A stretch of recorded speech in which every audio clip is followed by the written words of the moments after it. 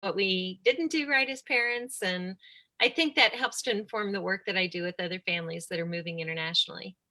Excellent. Yeah. And I think it's one of those things where if you look back, hopefully we see the good that we've done and not all the bad. Yeah, exactly. All right. Okay, Trevor, you want to kick us off in an intro and then we will get going. Absolutely. Yes. We're excited about today's webinar as always. And once again, Lenny, you and I, we say this every Thursday, but it really is. It's like it just smack bang, you can't believe that it happened so quickly. So today being the 1st of October, we're in a new month and we're heading very, very fast into the end of this year, 2020. And lots has happened. It's been a very interesting year so far for us. But guys, what this is obviously the Induku Group, and we have this wonderful platform called the Green Room, which Lenny's going to explain a little bit for what that is now.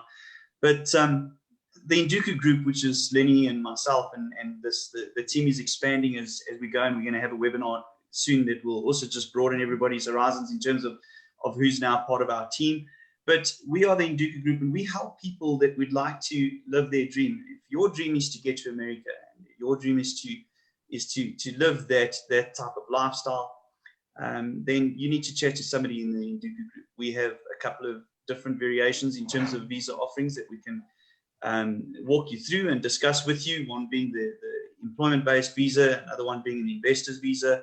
And this is what we do, and we help families to get across the United States of America. So please, if that is something that you'd like to do or find more out about, go to our website or chat to Lenny, myself, or anyone in the Induku Group team, and we'd be very happy to assist you and give you the information that you require.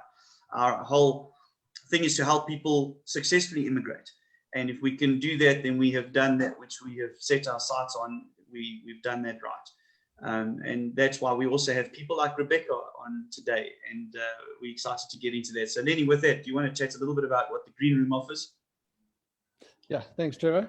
So yeah, once again, guys, the Green Room is a wonderful space so not all things that COVID did was bad. It brought you guys the Green Room, and so nice things do come out of bad scenarios, and we take this as one of those scenarios that we did twice a week. We did these webinars where we would interview or chat about relevant topics that is pertaining to immigration. So immigration, mainly to the people that are in our programs, either the Live Your Dream program or the other one, to America. But then also we touch on subjects that are pertaining to immigrating to any part of the world. So psychological part of immigration, we had Sunday Bean on that was talking to you about what you can expect about immigrating, the do's and the don'ts, immigrating with pets, immigrating with guns, relocating your stuff. And we had obviously people in our program that were going to go to Houston, Texas, talk about schools. We had a family on that were covering budgets that you can expect on. We had New Leaf Hospitality on, that was one of the companies that our applicants will go and work for. And now we are still waiting for our other company that we're recruiting for, Avant Group, to also, once they are busy with or finished with their business meetings and scenarios, when they have some time for us, they will come and join us on the webinar as well. And but the Green Room is a space, like I said, where we just cover topics that is for immigrants. And like I said to Rebecca just now, it almost comes out of a selfish scenario, because Trevor and myself are also in the program, and we just look at topics that is relevant to us and our families. And we go, hold on, this might be interesting for us. Let's start maybe doing some research on one of these things and see if we can get a person that is an expert in their fields, and then we can market them to our audience as well. So that is what we do. And this is what we also have today. We have got a lovely lady called Rebecca Grappo. She's got a company called RNG International. It is an educational platform that she offers people her services on, and she's based in Denver, Colorado. So Rebecca, welcome to our webinar. After all that, it was a big mouthful, but it is an introduction. And I would like you just to give us maybe a minute or two of a background of yours and how you started and a little bit about you so that our people can just get to know you a little bit better. Great. So I got started in this because our own family was internationally mobile, and I have a graduate degree in education. So as we were moving around the world, my husband was actually an American diplomat. As we were moving around the world, I had the opportunity to teach in international schools. When we came back to the US, I also taught in a public school near Washington, D.C.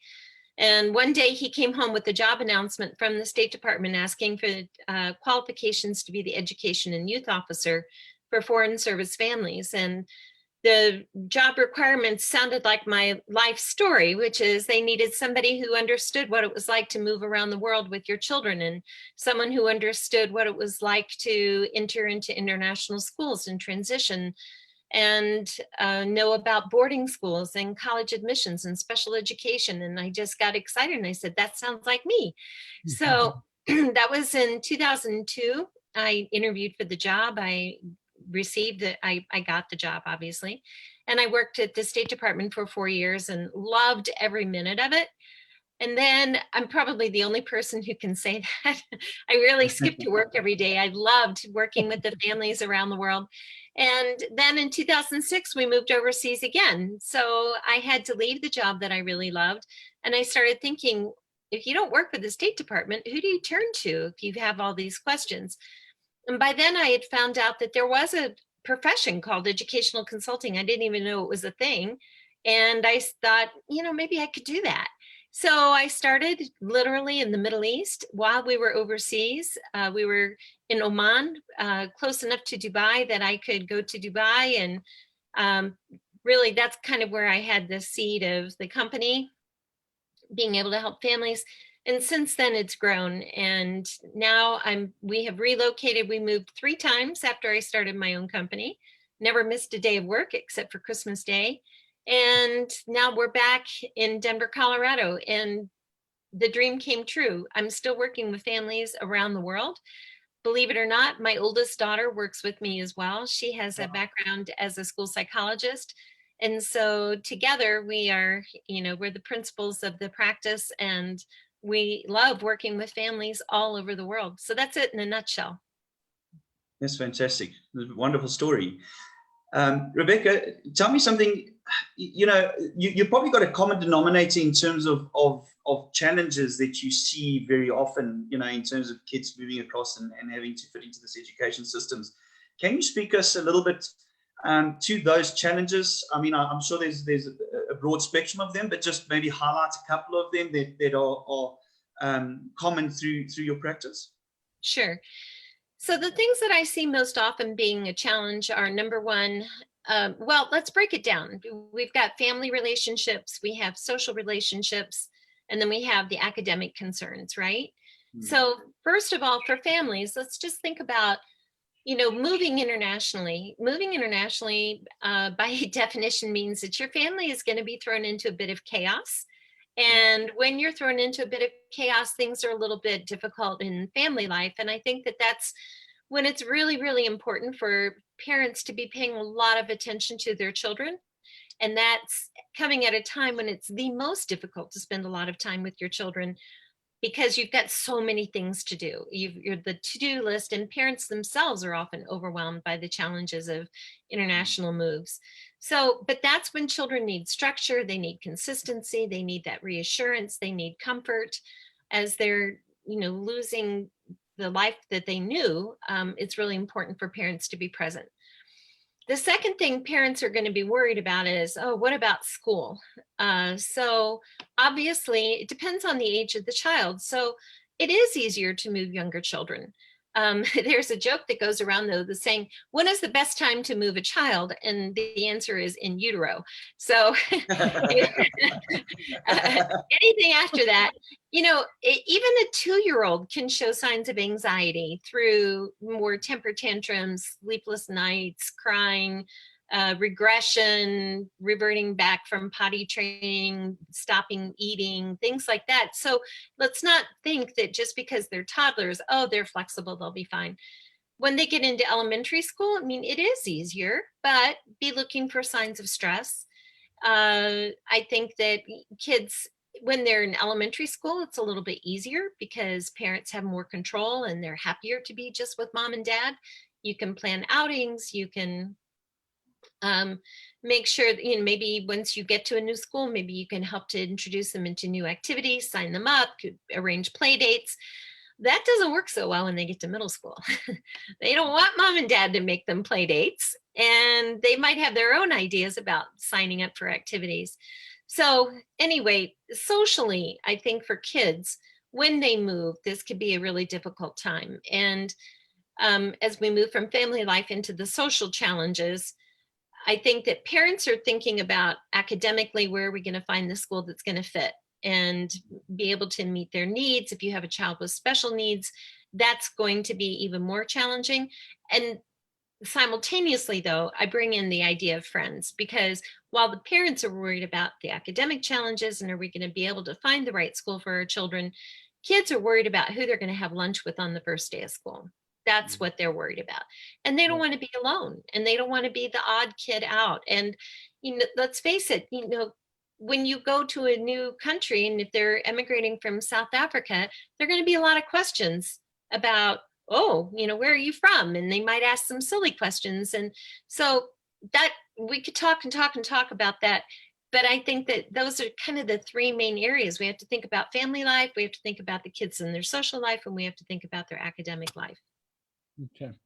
So Rebecca, I mean, thank you for that. I mean, it gives us a little bit of, it just colors things in a little bit, because a lot of people would think that, my child will be fine. As soon as we get that side, it's like riding a bicycle. It's school is school, but it's not. They've got a lot of other things to worry about all the time. So what will be, I'm taking it now from my scenario. So say, for instance, we leaving, say, in a year's time. What will be what is the best time to contact you? Why will I want to contact you? Do I need to assess my kid beforehand to say, hold on, will I need this? Won't I need this? Why would someone want to sign up for this program, and when do we do that? Well, I hadn't really come prepared to sell my services. I really wanted to help you all just think about what it is you have to think about. So I would say that, we're available for a consultation at any stage of the process for a family if they want to talk about what should we be thinking about. And I think that that's probably where to start, to talk to a family and say, okay, here's our family, here's our scenario, here are our kids. Tell us what we don't know and tell us what we need to think about. Probably the earlier you do that, the better, because that gives you more time to react and gives you more time to lay down the groundwork.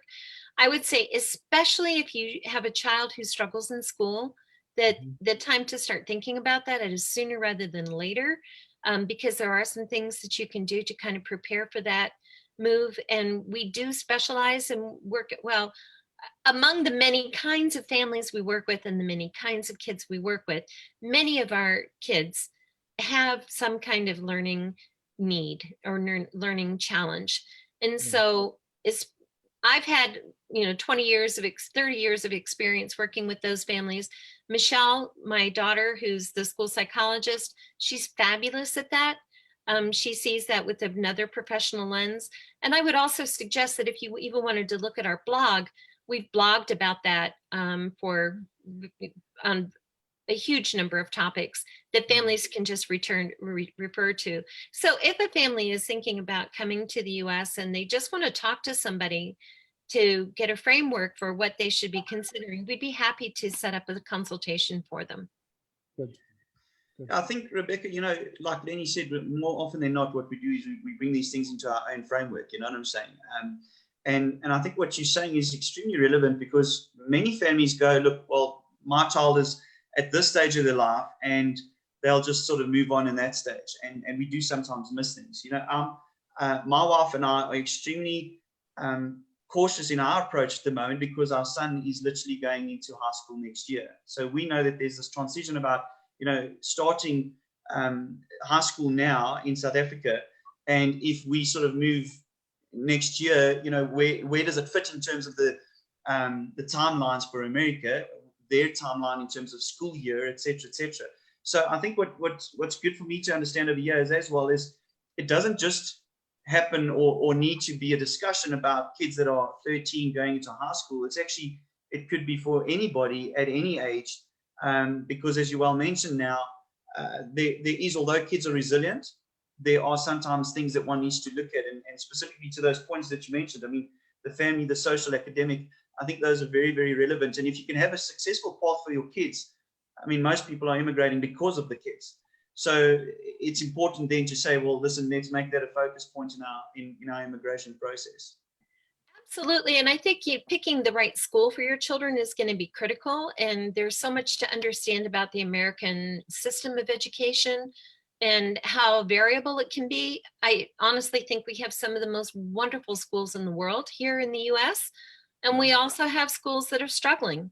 And so how does a family choose the right school for their children, and what fits within the family budget? Are you going to be looking at a public school? Well, here in the US, what's really important to understand is that our public schools are funded through taxpayer dollars. So a school that might be in a school district that has a high tax base, it's based on real estate.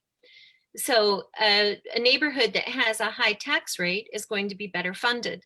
A school that has less expensive real estate, sometimes, not always, again, but very often, is going to have a thinner budget. And so, a lot of times what people are trading is the size and the glamour of a new home, or the home that they want, versus the quality of the schools that they're going to get in return. For example, I'll give you in Washington, D.C., a lot of people are choosing to live in very small homes, but in a district that has a reputation for having an outstanding school. So, people are making those kinds of choices. So you really had to think about the quality of education in the school district that you're moving into. And realtors are prohibited by law from saying too much. So you had to figure out how to go around that to kind of figure this out. And then you might want to look at the system we have of what we would call independent schools or private schools, and to see, would that be a good option for your child? And then a third option that I would encourage families to think about is whether or not a boarding school would be a good option for their children. And I know a lot of times families, you mentioned families want to immigrate for the children. So it's all part of a bigger conversation. It depends on the child, the family, the circumstances, et cetera, et cetera. Yeah. Rebecca, thank you. This is like gold for us. So to come back to the kids, I mean, how can parents better prepare their children for a global education or international education to make the transition a little bit smoother for them? Okay, so first of all, I think that if kids could have some kind of portable interest that will allow them to plug into their new school and community, that would be really helpful. So, for example, kids who have an interest in a musical instrument, theater, art, sports, debate, these kinds of things are areas where they can find a place to plug in, and that's where they're going to make their friends. Mm-hmm. So, for example, and then, let's say that they're interested in a sport, but they haven't really developed it. They might want to look at some of the sports that are really inclusive, that have big teams where there's not really hard cutoffs in order to make the team. One thing to understand about the US is that the US is pretty focused on athletics and sports, and it's competitive. And depending on where you move, the emphasis might be on different kinds of sports. So some of the teams that are open to just anybody who's moving, I would say might be track and field, crew if they have it, the swim team. Some of those are bigger teams where we can find a place for everybody to participate and have a chance at it. Other sports, like American football or soccer, your football, baseball, basketball, those tend to be a little bit more competitive. So anyway, if a kid has something that they really love to do and they can find other people who also really love to do that, that's going to help them find a smaller group within a bigger setting. So that's one thing I would do, have a portable skill. The other thing I would encourage parents to do is to maybe help get their kids enthusiastic about it. So maybe research the area that you're moving to. Like what can we do when we get there? What do we all have to look forward to? So even in North Dakota, there's some cool things there, and it's an exciting place. So you just have to have the right mindset for it, I think. The third thing I think that parents can do is to help them to say goodbye, because it is a big deal to leave your family and friends behind, and the sights and the smells and everything that's been familiar to you all your life. And so there's a lot of great literature that's been written about that. A lot of people in the field of global transition have written about making really good uh, procedures and rituals for saying goodbye to people. I think that's really important as well. And then to look forward to what it is that they're going to be doing. And all throughout that, I think this is, again, a time for parents to be especially attuned to their children and to listen to what they have to say. One book I would highly encourage people to read is Third Culture Kids Growing Up Among Worlds. And it was the original was written by David Pollock and Ruth Van Reagan. And David Pollock, may rest in peace, his son, Michael, helped Ruth write the newest edition. Ruth has become a great friend of mine, and I listen to her every word. So I'm going to quote what she said. Ruth said, "It's really important to give comfort to your children before you give them encouragement." And so even thinking about in our own international moves, I think that I was the family cheerleader, and I was always, this is great. This is great. Look, you can do this, you can do that. And I don't think that I was as, I according to the feedback I've received, I think that I could have been more just listen, like, Mom, shut up and just listen. Listen to me. I don't feel good about this. I'm hurting. I'm not happy. Please just listen and acknowledge that before you tell me how great this is. And so again, we want to hit the right note with our kids, and every kid is going to be different. I Wow. can attest to that. I've got 3 of them. They're all different. Wow. Thank you. That's excellent. Rebecca, tell me something, if I can. I want to sort of dive just a little bit into the education systems, if you don't mind. I mean, you're an American yourself. You're so well acquainted with everything in terms of the educational systems. In your view, what are some of the gaps, insufficiencies, problems, whatever word you want to use there, in terms of educational systems? I mean, probably if you want to compare it to the Middle East, I don't know if you've had a lot of dealings with families from South Africa going to America. If you compare the systems, could you give us some sort of indication as to any of those? According to my understanding of South African education, and you can correct me if I'm wrong, but I think that South African education is based more on a British style model. Is that correct? Yeah. Yeah, I'm sure it's independent, but I mean, in terms of, you probably have more of a specialization in high school. You might have external exams to show proficiency. Is that correct? In the high school years? So a lot of them work on like the IEB system and that sort of stuff. So yeah. Okay, so in the US, we have a standard American curriculum with advanced classes called advanced placement classes or honors classes, or if you're in a really unique situation with the school that has said, we don't want to belong to any of that, we're going to have our own curriculum and our own advanced classes. There is a way for students to challenge themselves that way. So in a standard American curriculum, you're going to have maybe 7 classes in a day. And so that's going to consist of an English class, a science class, a math class, so something related to social sciences, a foreign language. There are going to be electives, and then there's going to be a requirement for physical education. Once you get that requirement out of the way, then that opens up another slot in the student schedule for an elective. Also, many schools have an arts requirement in order to graduate. So you have to take a visual or performing art.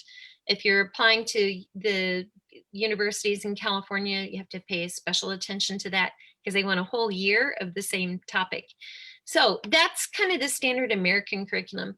However, more IB, International Baccalaureate tests, are given in the US than any other country in the world. Well, we're bigger, but more and more countries or more and more school districts are incorporating IB into some of the schools within their district, not all. So if you've got a student, if your own child is really interested in getting the IB diploma, as you move to a new community, look for the public schools that have the IB diploma program that you can opt into, or you might want to be looking at an independent school that has the IB program. Insider tip, make sure that if you're moving in the 9th grade, that's not an issue. If you're moving into 11th grade or, a 12th grader, oh my gosh, that's a really hard move.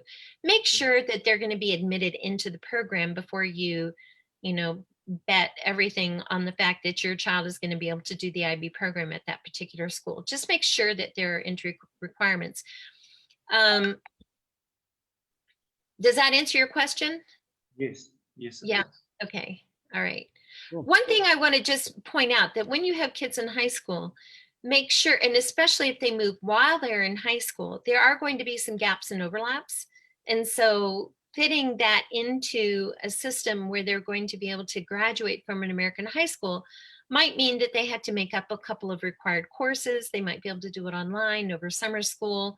But the other thing is that they really want to be thinking about university and where they're going to go to university, and making sure that they have all the requirements and the grades that they need to be able to go on to university after they graduate from high school. Okay.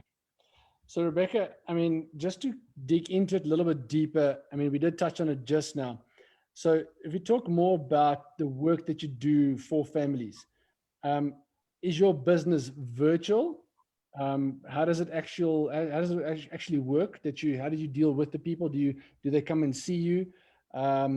And can you give us maybe 2 fresh examples of the transformation work that you've been able to be part of? So first of all, yes, it is virtual. We do have some clients locally, and we love to meet them in person when we can. Of course, right now with COVID, everything is virtual, but for some people, it was a huge jolt to the system. For us, it was just another day because we are working with families all over the world. And I think that, as you can see, even just through this interaction, I mean, I wish we were in the same room, but I do feel connected to you, even though we're working over a Zoom call. So I think it's very effective to be working with families virtually, even though we can't be in the same room. So the kinds of services that we offer are, as you mentioned, we can do a consultation for a family who's thinking about moving to the US and what do you need to think about. And but the majority of our work and what we're doing is, taking a specific family and their situation and their child and figuring it out. So that could be, maybe we're looking at boarding school options. So Michelle and I have traveled all over the United States, Canada, Europe, looking at boarding schools. We understand them. We understand what makes a great one. We understand what you need to avoid. We understand what if you have a child with special learning needs that are not being addressed in the local environment where you are, and they're really going to be better served in a different environment. We're working right now with somebody who wants to be a dancer. She needs to be in a place where she can dance and dance all the time. So, we work on all kinds of unique situations like that. We work with kids with special learning needs. So that could be twice exceptional, really, really bright, but there's a processing speed deficit or something that is going to keep them from being very successful in a big, more impersonal educational setting.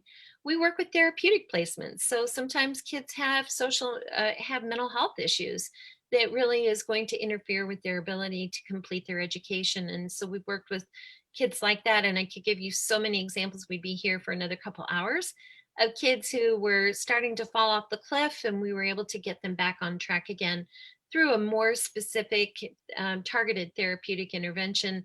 We have therapeutic schools and programs here in the US that are not found anywhere else. And then university planning.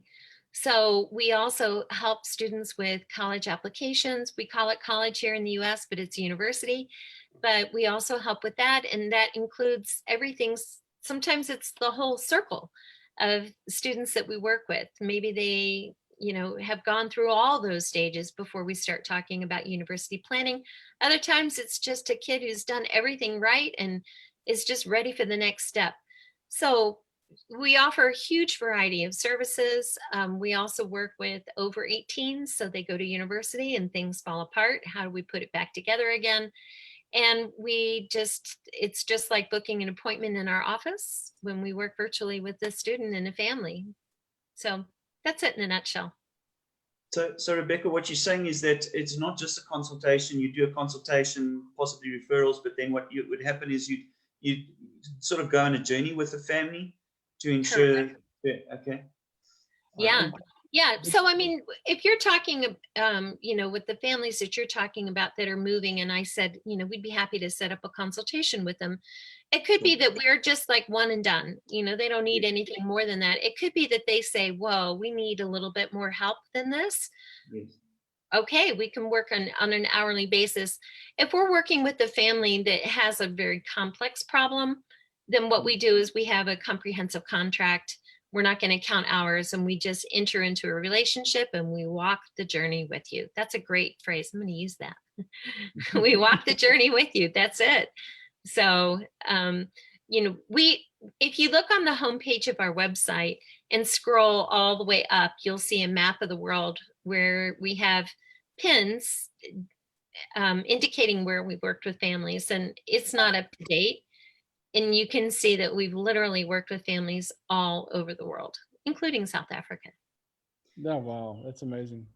Yeah. I think that, for me, the people that I've discussed and that I know in the program, there's many families that are in that period of going into college, as you would say, So in South Africa, they were wanting to study this course, and now going into America, there's, what do I do and how would that flow and where would that be? And I think that today for me was a really important webinar, because these guys can then be in touch with you and get the correct advice about what to do for their kids getting to America at the time that they either, finishing 1 year off in South Africa and now moving into America, and then still having to complete a college degree or a varsity degree per se. So I'm very excited that we had this time with you, and so thank you for allowing us this time and space with you. Yeah, well, thank you for asking. I really love what I do, and we all do. We've built a great team of people, and we genuinely really love helping families. And I absolutely love the fact that every single day I get to travel the whole world and be inside the lives of families all over the world. And gosh, if I could just give a message, that I wish I could shout from the rooftops, is that, hey, everybody, we all love our kids. We want the best for them. We just, let's come together, because we all love our kids. Yeah, no, it's a good message, Rebecca. We've really enjoyed having you on. We've learned a ton, and it's just giving us that understanding that there is help out there. We shouldn't take immigration lightly, although it's a big decision to go. There's a lot of emotions involved, not just our own, and mostly probably our kids, and especially when they are going to be in a new culture, especially with schools. Schools are tough. I mean, we think it's tough on our own cultures because we know these kids. Yeah, a different culture, different kids are even more ruthless. it's hard to fit into something like that. I mean, I went to one primary school and one high school, and and I can imagine changing schools is hard in your own country, never mind moving. Yeah, but I think your work that you're doing is brilliant. I want to give you kudos for that, and well done. I think you're making a business from that. I'm glad that you're feeling blessed by helping people, and and seeing results like that. So I want to encourage our people listening to this to make use of Rebecca's services. Rebecca, maybe on that note, just give us a little bit of contact details where people can get hold of you. Sure. Let's see. Where did I put it? Let me find it and then we can share a screen here. Let me make, yeah, you can.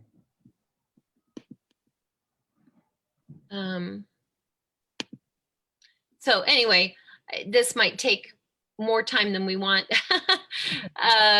But I just wanted to show people that, here's our contact information. I'm sorry, it should look better than this.